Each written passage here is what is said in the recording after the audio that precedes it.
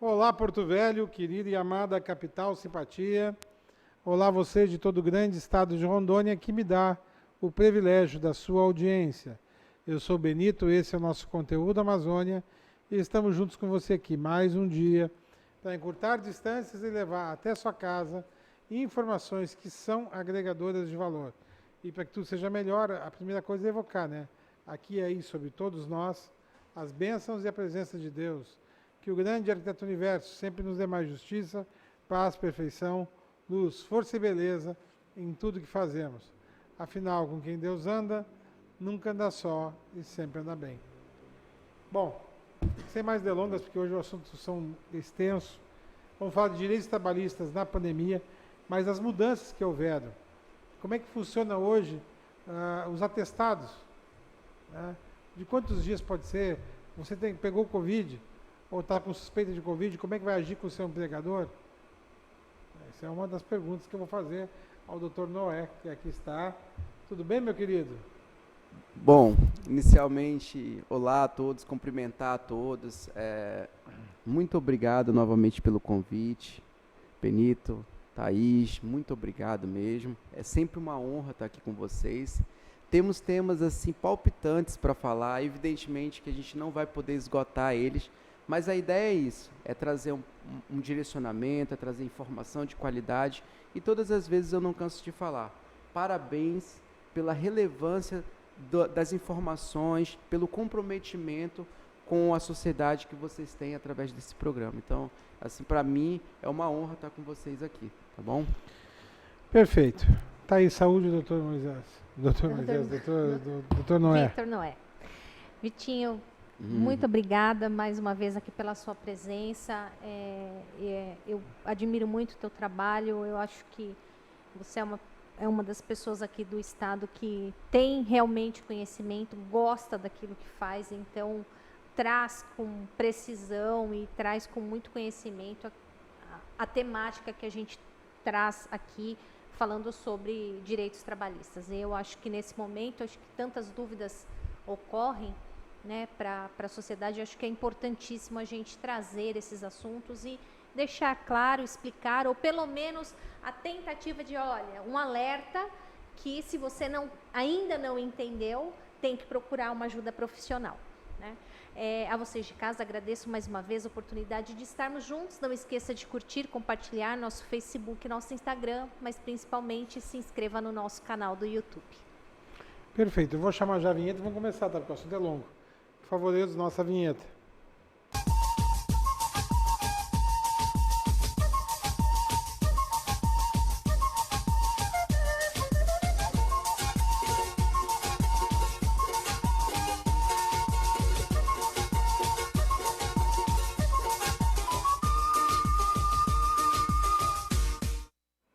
Bom, são 3 assuntos.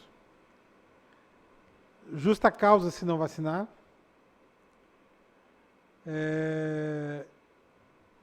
Atestado, que a gente falou agora no começo, e indenização para o pessoal da saúde se ficar inválido. Agora, sabe o que eu digo para você? Toma que o filho é teu.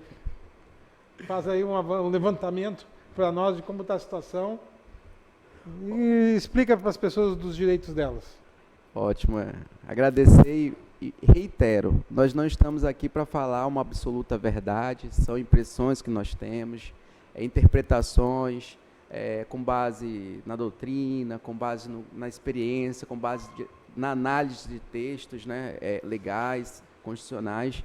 Então, gente, a partir do dia 9 de fevereiro de 2021, passou a circular nas redes, principalmente nos veículos de comunicação, como, por exemplo, o Globo, né, uma matéria que, com base numa nota técnica do Ministério Público do Trabalho, ela trouxe inúmeros meios o seguinte título: a ausência de vacinação ou a recusa de vacinação, a recusa na vacinação pelo empregado acarreta justa causa. E diante disso, eu até acompanhei algumas entrevistas de alguns profissionais, até no nosso próprio estado, e que falaram sobre essa interpretação, essa construção que foi feita interpretativa por parte do Ministério Público do Trabalho, de modo a justificar esse posicionamento dele no sentido de que a recusa do empregado a ser vacinado, né, a ser submetido à vacinação para imunização do Covid-19, ele poderia ensejar a justa causa. Mas o primeiro ponto que a gente quer trazer hoje, o que a gente pensa é trazer luz sobre o que não está tão claro. Então, esse é o primeiro ponto que a gente precisa analisar, é que o Ministério Público do Trabalho, na sua própria nota, embora hajam divergências sobre a conclusão, né, sobre o ponto de vista técnico, sobre o ponto de vista jurídico, né, porque aqui nós estamos falando de vacinação, e eu quero deixar claro o meu posicionamento pessoal. Eu sou a favor da vacinação, eu acredito que todos devem se submeter, eu acredito que a ciência ela tem demonstrado a sua eficácia, mas aqui nós estamos analisando sob o ponto de vista técnico, sob o ponto de vista jurídico. E aí, voltando à nota técnica do Ministério Público do Trabalho, é fundamental trazer que a aplicação da justa causa, de acordo com a interpretação do órgão ministerial trabalhista, ela seria a última hipótese a ser aplicável. Isso porque o próprio parecer, ele traz, a própria nota, a nota técnica do Ministério Público do Trabalho, ele traz algumas outras providências que antecedem, ou seja, que precedem a aplicação da justa causa. A aplicação da justa causa é a última medida a ser aplicada, porque ela é a pena capital no contrato de trabalho. Imagine, por exemplo, um empregado que trabalhou 30 anos sem cometer nenhuma falta ou tendo uma vida laboral exemplar e, de repente, por uma situação em que ele entende que não deve se submeter a esse tipo de imunização, ele tem os seus direitos violados de uma forma assim absurda. Então, eu acho que a gente tem que começar a pensar sobre essa perspectiva, né, reiterando o meu posicionamento pessoal, que é a favor da vacinação.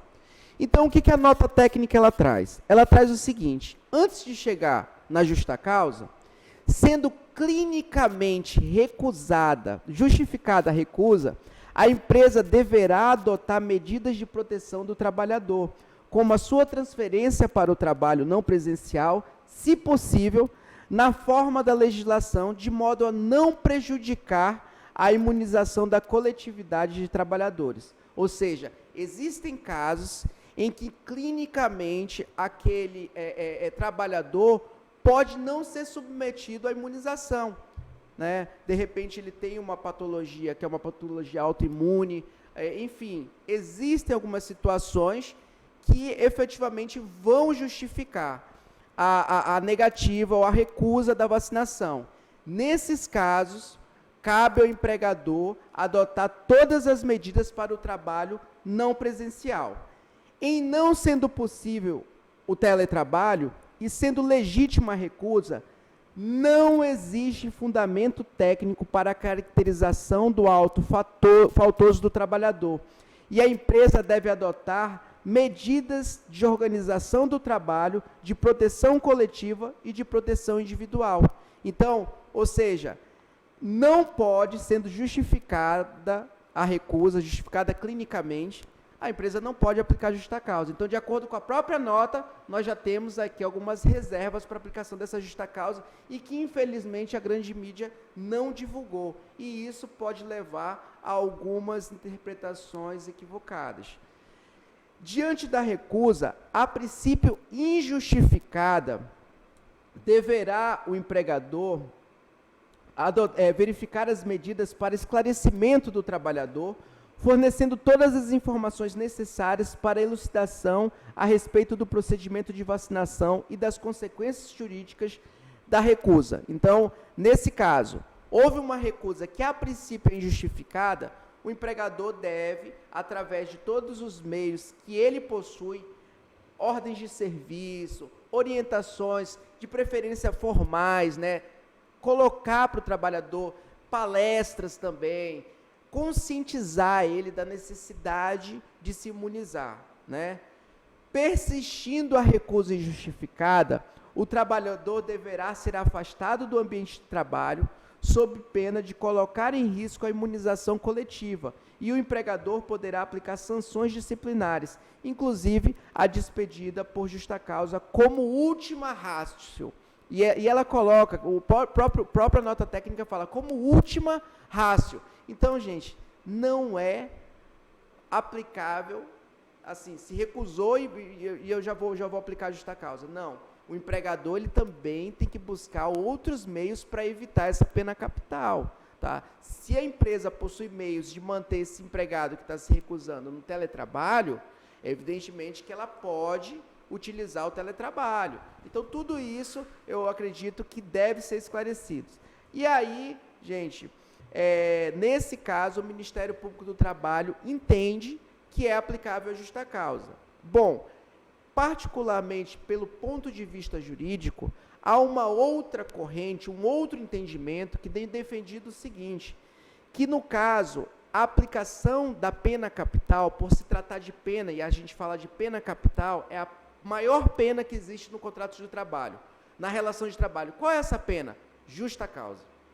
Essa justa causa, por ser pena, e aí há uma interpretação nesse sentido, ela se submete ao mesmo princípio que rege o direito penal, que é o princípio da reserva legal, pelo qual não há crime sem lei anterior que o defina, nem pena sem prévia cominação legal. Guardadas as devidas proporções e trazendo esse mesmo conceito, transportando ele para a área trabalhista, nós temos que, para a aplicação de uma pena de justa causa a esse empregado, seria necessário que houvesse dentro do rol do artigo 482 da CLT uma disposição expressa sobre este tipo de penalidade, da aplicação nesse caso. E aí a gente não tem, né? Outra situação que se fala é que no julgamento em que o Supremo ele apreciou a questão o alcance da expressão vacinação compulsória.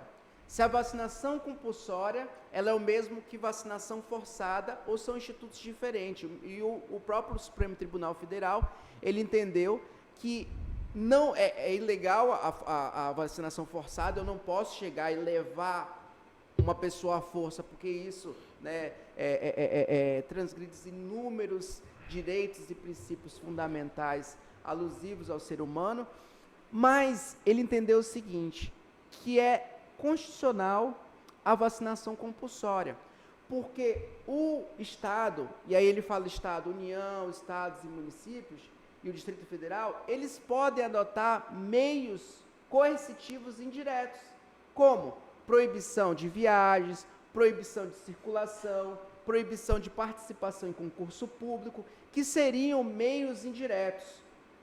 Trazendo isso, transportando isso para o conceito do direito do trabalho, você poderia colocar o empregador, ele não poderia, por exemplo, dar uma justa causa, mas ele poderia, por exemplo, colocar o empregado num teletrabalho, não submeter ele a determinadas promoções. Por quê? Porque ele não está atendendo aos critérios da empresa. Isso sim nós defendemos como válido, porque isso está dentro do poder diretivo do empregador.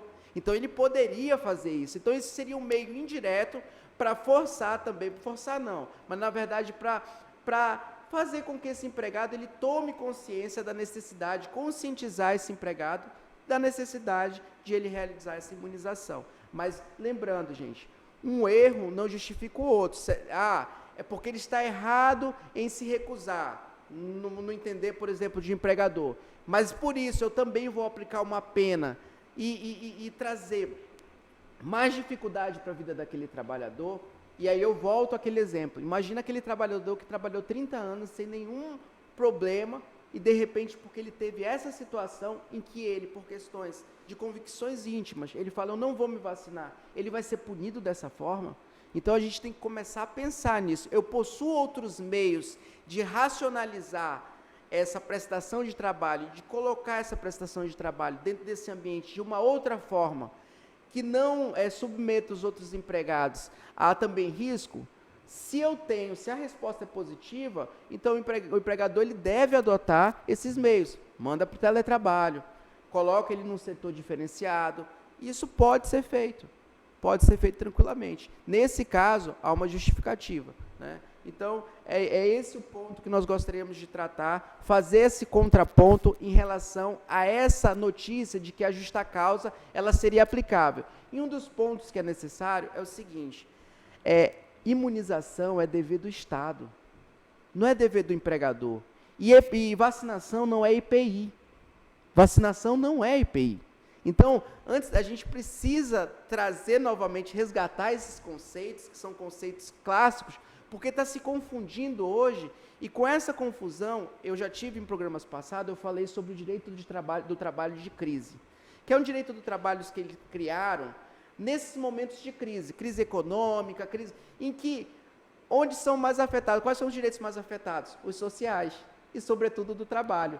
E o direito do trabalho, ele criou esse direito do trabalho de crise para momentos como este, da pandemia, em que eu flexibilizo alguns institutos, mas eu volto com eles. Agora, o problema é que existem crises que são criadas pelo capital, que não é essa, mas existem crises que são criadas pelo capital. Lá a gente teve nos Estados Unidos, a gente teve no mundo, crises criadas pelo capital, e aí o capital cria essas crises e aproveita de uma desregulamentação desse direito do trabalho de crise para que isso se torne definitivo. Então, o que era provisório em determinada situação se torna definitivo e vai deteriorando um direito do trabalho que ele nasce com o objetivo de promover a justiça através desse tratamento, né?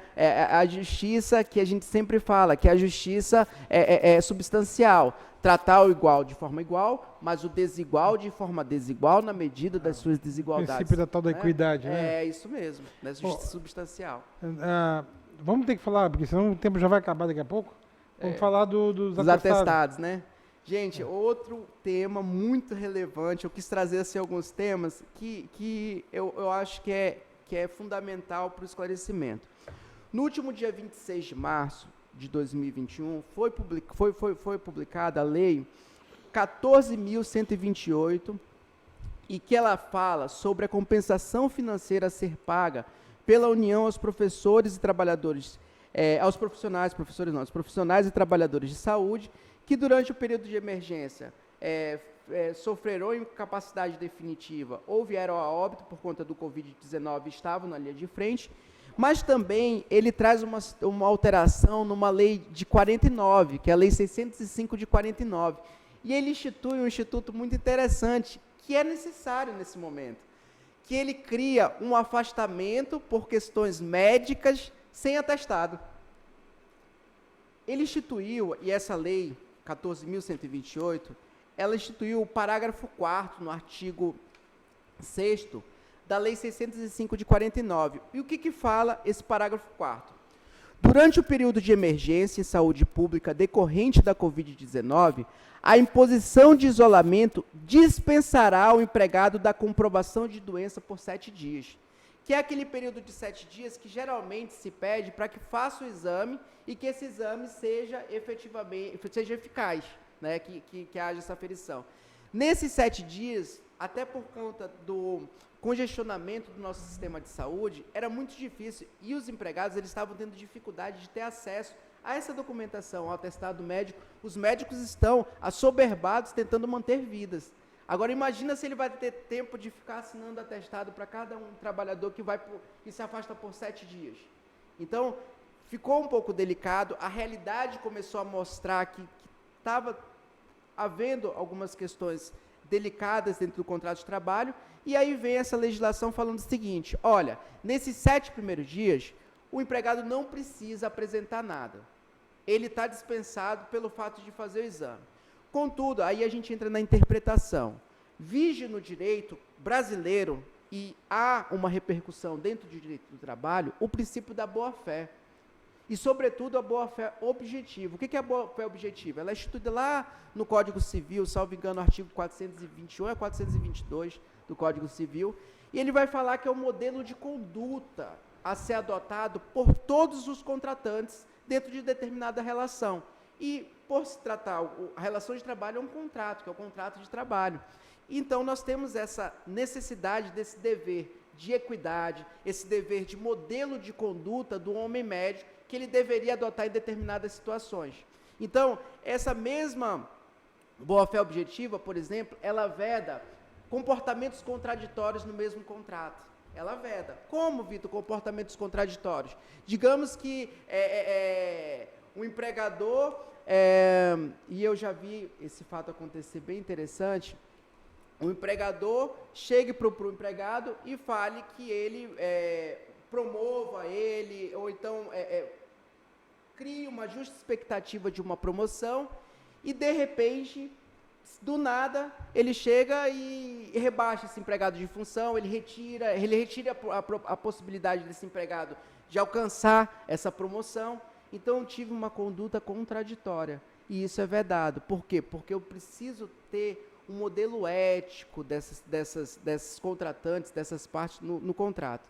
Então, seguindo esse conceito, é interessante, a sugestão que a gente dá, a orientação que a gente deixa para o telespectador, é que ou você apresente o PCR, que é muito simples. O PCR hoje, até pelo WhatsApp, você tem ele, né? Tira uma foto, manda para lá, porque isso vai... Ou uma declaração. Você não tem um atestado médico, um CONCID, mas você pode ter uma declaração do posto de saúde, da unidade de saúde que atendeu. Uma declaração simples. Apresente no empregador falando que você ficou os 7 dias, sim, afastado por conta dessa situação. O próprio exame já justifica. Aí veio uma dúvida muito interessante, tá, Vitor? Mas ele foi positivado, né, no exame da Covid, foi positivo. E a partir do 8º dia, como funciona? A gente vai explicar isso depois do intervalo, Muito tá? bom. Jogo rápido, é num A, outro K.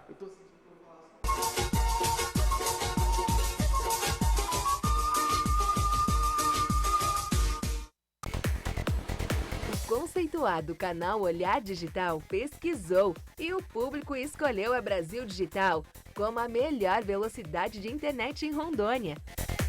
Somos Top One, a número 1 em velocidade.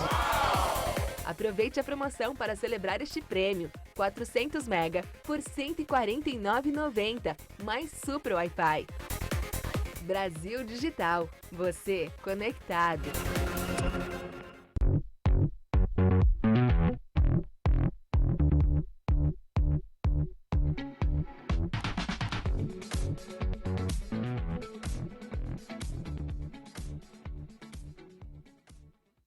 Portal O Rondoniense. Notícias de seu município, estado, do Brasil e do mundo. Sobre saúde, economia, política, esportes, cultura, tecnologias e muito mais. Com a credibilidade que você precisa. orondoniense.com.br. Sob medida.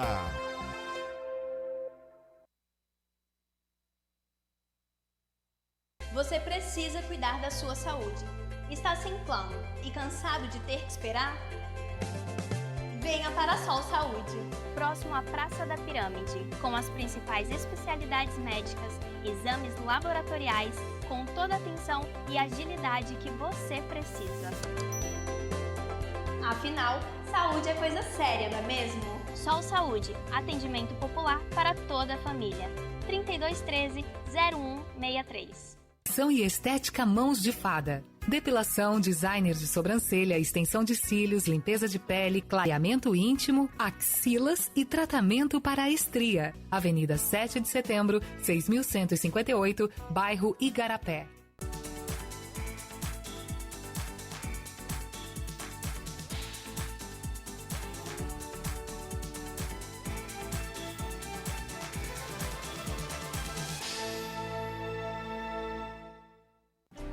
O que eu procurei?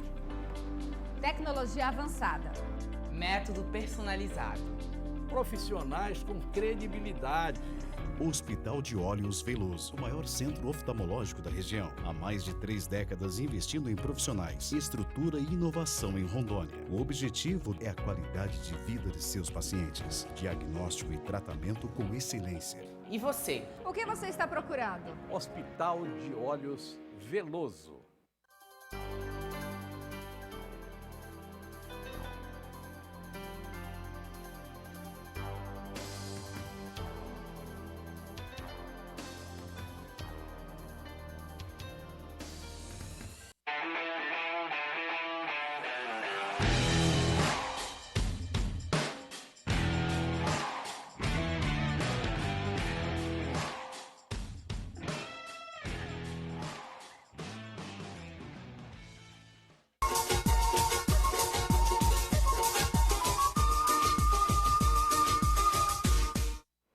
Vamos lá. Então, agora você pode concluir o que estava dizendo. E aí, depois do 7º dia... Aí depois do 7º, no 8º dia, é necessário apresentar, e a legislação ela fala, documento de unidade de saúde do Sistema Único de Saúde, do SUS, ou documento eletrônico regulamentado pelo Ministério da Saúde. Então, nesses 7 dias anteriores, você não vai precisar de um atestado.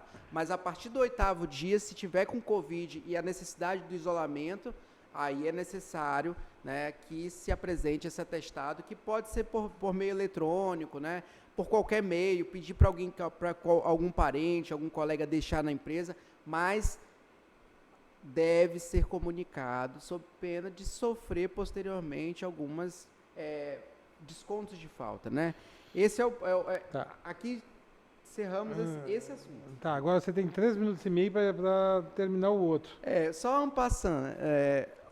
Na mesma lei 14.128, como eu falei anteriormente, ela instituiu uma indenização aos profissionais de saúde que estão na linha de frente. E essa legislação, primeiro, ela define quem são esses profissionais de saúde, lá no artigo 1º, né, que ficaram incapacitados, né, permanentemente, ou vieram a óbito, e essa indenização, no caso de incapacidade permanente, ela se volta, ela é em favor de quem ficou incapacitado. Agora, quando há o óbito, é em favor dos dependentes, né? E que valor será pago? De acordo com a legislação, o valor no caso de óbito seria 50 mil. Não, perdão, no caso de invalidez permanente é 50 mil. No caso de óbito, aí depende. Quando se tem filhos menores de 21 anos ou que estejam na faculdade até os 24, ela institui uma forma de cálculo, que seria R$10.000 por ano que falta para que essa criança complete 21 anos, se não estiver na faculdade, ou 24 anos, se estiver na faculdade. Então, ela institui isso. E se, de repente, for um dependente inválido permanentemente, alguém que tem uma doença que invalida, uma deficiência, enfim, como que é tratado? A legislação ela institui 5 vezes o valor da indenização que seria pago a cada, dos 10 mil multiplicado por 5. Seria 10 mil por ano multiplicado por 5, então ficaria 50 mil essas pessoas. Tá? Basicamente, seriam esses as informações que a gente traria. Essa compensação ela pode ser dividida até em 3 vezes, né, por 3 meses, de acordo com a legislação, e ela deve ser paga, né, pelo ente público. Então, gente, seria basicamente isso. Eu acho que nós cumprimos aqui pelo menos uma parte daquilo que nós nos propomos a fazer. Espero que tenha sido claro. Se não fui claro, desde já, nós deixamos lá o Instagram, Vitor Noé Advogados. Para quem tiver dúvida, o Facebook, Vitor Noé Advogados. Para quem tiver dúvida, pode ir lá, clicar, vai lá no direct com a gente, pergunta, que estamos lá para esclarecer a população, esclarecer a todos sobre essas questões que são tão relevantes. Se eu soubesse, tinha botado já escrito no vídeo, mas já tu não falou antes, eu não botei. Agora, essas indenizações são... Como é que é o rito delas? É muito demorada? Então, até agora, como a lei saiu dia 26... não dá para saber ainda. Então, nós não temos uma regulamentação para esse pagamento, mas ela vai se dar pelo meio administrativo, através, provavelmente, de um processinho administrativo que ele vai se requerer, como é feito o auxílio funeral. E quem vai pagar isso é o INSS? Né? Na verdade, não. Quem que vai pagar isso? É o Tesouro Nacional. Então vai ser mais rápido. Uhum. Tomara que ele não imita título, né? A compensação financeira de que trata esta lei será paga pelo órgão competente para sua administração e concessão com recurso do Tesouro Nacional. Então, o órgão paga, mas o recurso é do Tesouro Nacional. Repassa, mas quem paga é o Tesouro Nacional. Não, porque pode querer pagar hipotecatório, né? Aí é delicado, mas eu acredito que não vai ser dessa forma, não. Deus te ouça. Thaís, só dando tchau. Muito obrigada mais uma vez pela sua presença. E a vocês de casa, até o próximo programa. Vitor, muito obrigado por essas informações que você empresta ao programa. Eu sou muito grato pela sua participação aqui e quero dizer que você sempre é bem-vindo porque você elucida muitas dúvidas das pessoas que estão sofrendo, na linha do desespero às vezes também. Tá bom? Muito obrigado de coração e um abraço a você e a família. Eu que agradeço. E por hoje é só, pessoal. Que o grande arquiteto universo continue descobrindo a todos com sua luz, sua vida, seu amor. E eu te encontro aqui com certeza no próximo programa. Foi um privilégio ter estado com vocês. Até lá.